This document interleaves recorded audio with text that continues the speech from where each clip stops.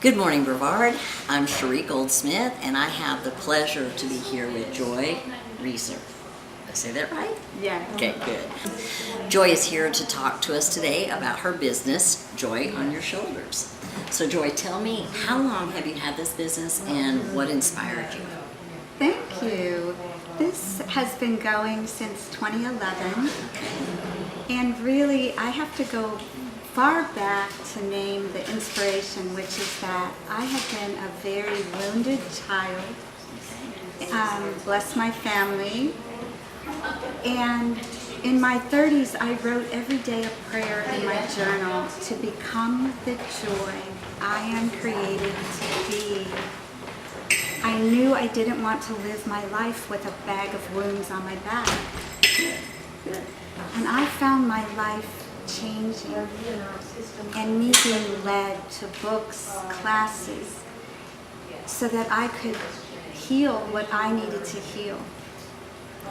I was led to poetry therapy, which is a process of writing poems to move through issues in your life. Because when I had tried to go to a therapist, I just cried. I couldn't. That's not helpful. I couldn't do the work. I was so stuck in pain. But lo and behold, I have just grown and changed and grown and changed. And so one day, how this started is I went to a creativity conference in Cleveland, Ohio, and I woke up the next day with this idea of beautiful fabric around the neck, positive words into the world. The thing is, I wasn't healed enough into my confidence. Right.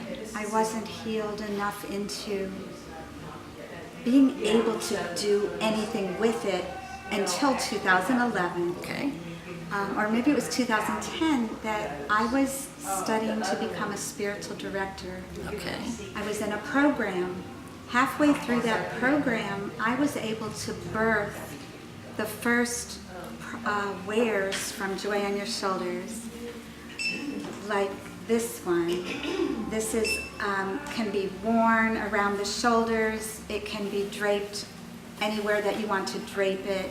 Many people wear them for meditation. I love the colors. Thank you. Yes, I was drawn to the batik fabrics. They're And very then pretty. in time, little things came from different seamstresses. So we have bags, like this one. There's a piece of cardboard so it could stand up in the bin I have it in at home. But this is a bag that will hold any treasure you want to put inside.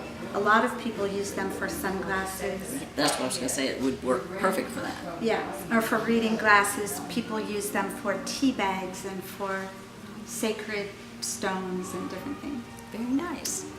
Well, one of the things that I want to share with our audience is the fact that you've written several books, and I'd love for you to talk about your books. We've got them here, so we can talk about them individually if you'd like. Thank you, Cherie. Sure.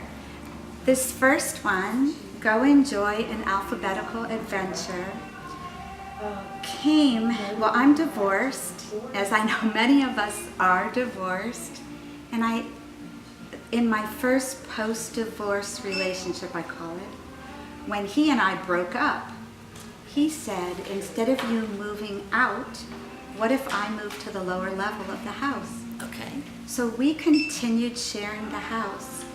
It was a very conscious breakup, and divinity awoke me up and said, use the lessons of your life to inspire readers. And that became this book that is almost any person will find it inspiring.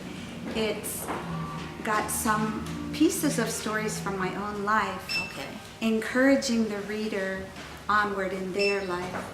It's filled with questions, essays, and poetry. Yeah. Great. So like, if I opened it, here's Freedom from a Mind of Fear. Okay. So I had been in a lot of fear, raised in a family that was trained me that way. Which is not necessarily good. Yeah. Yeah. So, yeah, that's that book. Okay. Next is Venture to Your Center, Journaling Prompts to Enliven Your Joy. And this came when I was teaching a journaling class that had 2 people in it. And the one woman looked at me and said, Joy, I don't think you understand how valuable the questions you ask are. I am growing and changing because of this class. That's great. She said, you need to put them in a book. And that became this book of questions with space to write in.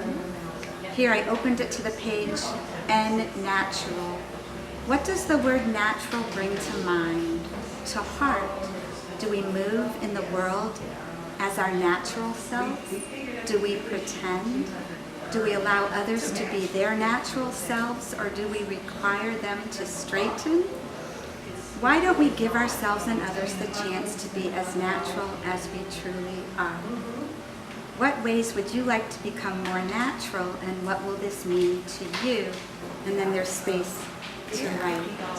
I love that. So it gives people thought, something to think about before they begin their journaling. Right. Some people want to journal, but they don't know how to start. Right. And this gives them questions to lean into. Awesome. Yeah, Great. Thank you.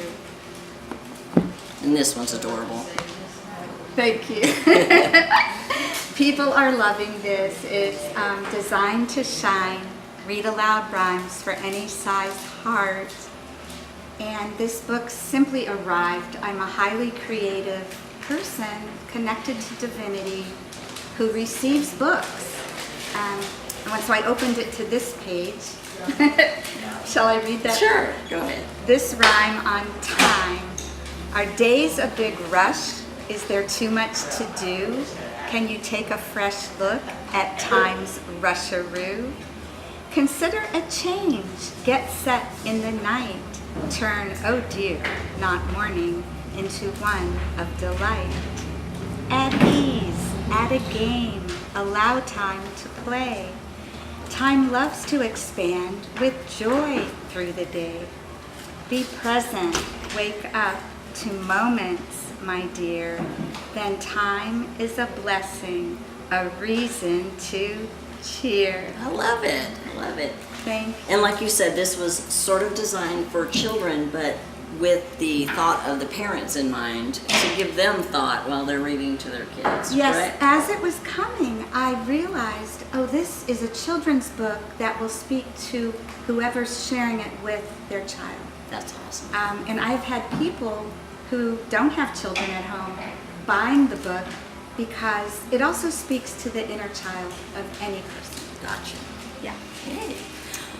Well, this is just a lot to think about, a lot of things that you do, but tell me, have you got something coming up where people might be able to meet you? Any events or anything coming? Thank you. I do. Next Tuesday, April 2nd, I will be at Hands On Children's Museum in Hendersonville, North Carolina at 11 in the morning, reading from Designed to Shine, and everyone is invited to come to that. That's great. And then May 1st, I will be at Storytime at Malaprops in Asheville.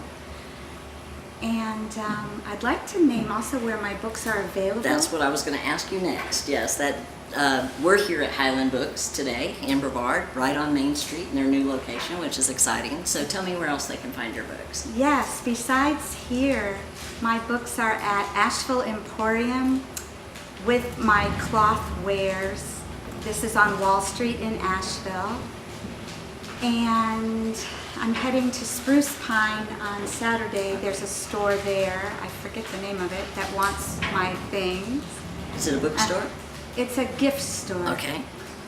And Food Matters in Brevard has Designed to Shine also.